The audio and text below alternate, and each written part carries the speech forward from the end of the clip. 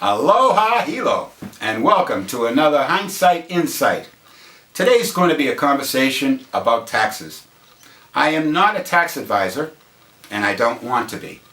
Accountants are the tax pros, CPAs are the masters, and those are the people we should be relying on for tax answers. I am not the tax expert, I'm just here to talk to you about taxes in general. And the conversation is, we pay too much tax. As we spoke about in the first video I did on wealth transfers, mortgages is number one. The second wealth transfer in the United States occurs from paying too much tax. So how do we pay too much tax? Well, what if we were drawing money out of our 401k or our income, and there was a way to prevent the taxation and still have our money? Now that doesn't sound too sound, but let me give you an example. I call it my 401k condo. Now, what would that do? Well, let's say that we have a 401k or we have a deferred compensation that has no match. In other words, the employer puts nothing in on our behalf. It's all our money, and our goal is to pay as little tax on that money as possible. Well, what happens when you delay the taxation? You also delay the rate of the taxation. We do not know the tax bracket that you will be in when you do withdraw that money. We have no idea. The politicians that are going to vote that tax in most cases, hasn't even been elected yet. So we have no idea. If they need money, they will increase the tax rate. We are at some of the lowest tax brackets right now since the 1913 when they first started. It's not the best, but we really aren't in the worst tax situation. And it is a $21 trillion debt, and I do have this feeling that increase in taxes might take hold. It's almost inevitable with that kind of a debt.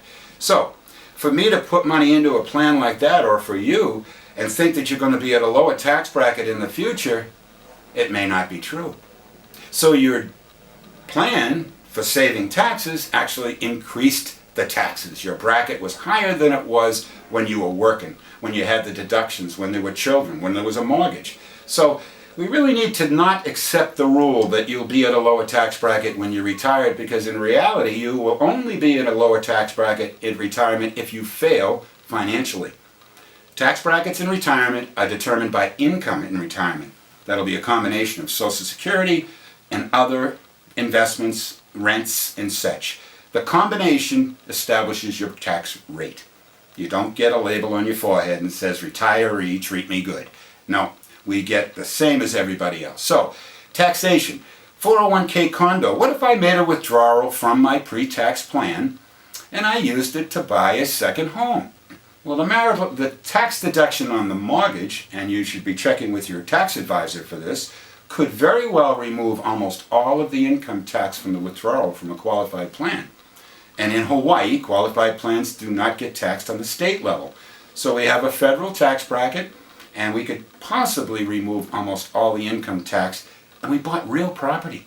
Not an interest-bearing risk thing that's stuck over in Wall Street in a mutual fund, but I don't want to talk about mutual funds. I am not qualified. I do not have a license for those either, so please forgive me. We're not going to talk about product. But anyway, I do want to talk about the concept, and I do want to talk about the general theme that we will be at a lower bracket when we retire. It may not be true. So, take a look at the website, hinsightfinancial.com. It's set up by life events. Click on retirement. Click on savings, how to start. Click on mortgages and do the comparison of paying cash, buying a 15 or a 30. Take a look. The concepts are there. As I always say, if it works for $1, it will probably work for many. But if it doesn't work for $1, it probably won't work for any. So, I appreciate your time. Hindsight Insight is what this is all about. And Hines Financial Group. hinsightfinancial.com. Get your answers and call me. Aloha Hilo.